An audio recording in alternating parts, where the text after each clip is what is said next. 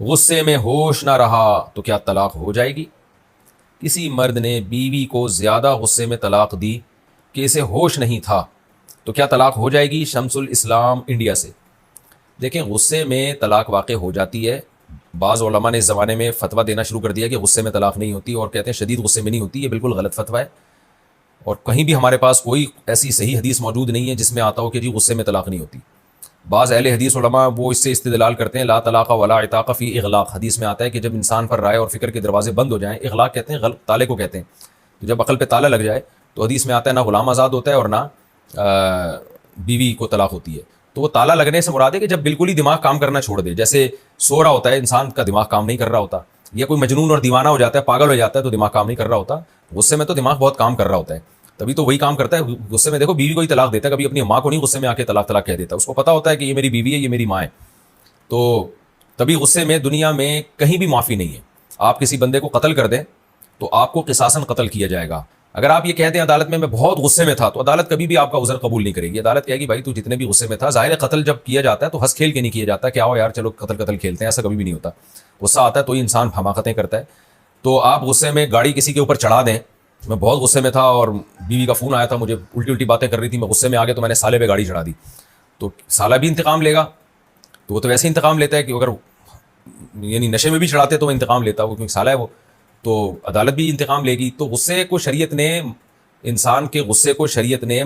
غصے میں انسان کو معذور نہیں قرار دیا۔ آج بہت سے لوگ طلاقیں دیتے ہیں اور کہتے ہیں میں بہت غصے میں تھا، تو اس لیے غصے میں چاہے جتنا ہی شدید غصہ ہو طلاق واقع ہو جاتی ہے۔ ہاں، بعض دفعہ انسان نفسیاتی بیمار ہوتا ہے، تو وہ واقعی مینٹلی بیمار ہوتا ہے وہ، تو اگر کوئی واقعی مینٹلی بیمار ہے، کوئی نفسیاتی پرابلم ہے اس کے ساتھ،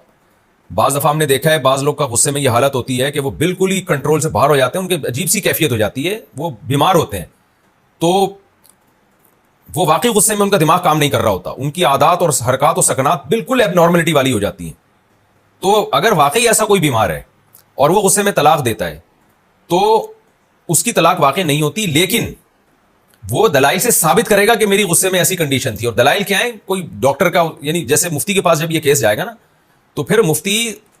اس سے دلیل مانگے گا کہ کیا واقعی آپ غصے میں ایسے ہوتے ہیں، تو لوگ گواہی دیں گے، اس کے گھر والے گواہی دیں گے، ہاں بھائی یہ پہلی دفعہ نہیں ہوا، اس سے پہلے بھی ایسا ہوتا رہا ہے۔ اور میں تو پوچھتا ہوں کہ اگر آپ واقعی غصے میں ایسے پاگل ہو جاتے ہیں اور نفسیاتی بیمار ہیں تو یہ پہلی دفعہ ہوا ہے، اس سے پہلے بھی ہوا ہے؟ اگر ہوا ہے تو آپ کو علاج کیوں نہیں کرا رہے تھے؟ تو اگر کسی کے دلائل سے یہ بات ثابت ہو جاتی ہے کہ واقعی وہ ایسا تھا اور اس کے پاس اس کا ایک ثبوت بھی پیش کرے وہ، تو پھر اس کو یہ فتویٰ دیا جاتا ہے کہ آپ کی طلاق واقع نہیں ہوئی۔ لیکن ایسے ہزاروں میں دو چار لوگ ہی ہوتے ہیں، ایسا نہیں ہوتا کہ کیونکہ آج جو بھی طلاق دیتا ہے غصے میں اور پھر بعد میں کہتا ہے میں تو غصے میں پاگل ہو جاتا ہوں، تو ایسے پاگل تو سب پوری قوم پاگل ہے اس طرح، تو غصے میں پوری قوم پاگل ہو جاتی ہے غصے میں، یہ وہ والا غصہ نہیں ہے۔ جو واقعی بیماری والا غصہ ہو اور بیمار آدمی ہو اور غصے کی وجہ سے اس کو واقعی مینٹل اس کا کام کرنا چھوڑ دیتا ہو اور وہ ثابت بھی کرے، قسم بھی اٹھائے، اور اس پر ایک پورا پروسیس ہے وہ علماء جانتے ہیں، اس پروسیس کے تحت جب کسی مفتی کو یہ تحقیق ہو جائے گی کہ واقعی یہ سچ کہہ رہا ہے، اس میں ثبوت مانگے گا اس سے مفتی، تو پھر اس کو فتویٰ دیا جائے گا کہ یہ طلاق واقع نہیں ہوئی ہے۔ لیکن نارملی جتنا بھی غصہ ہو خوب سمجھ لیں طلاق واقع ہو جاتی ہے۔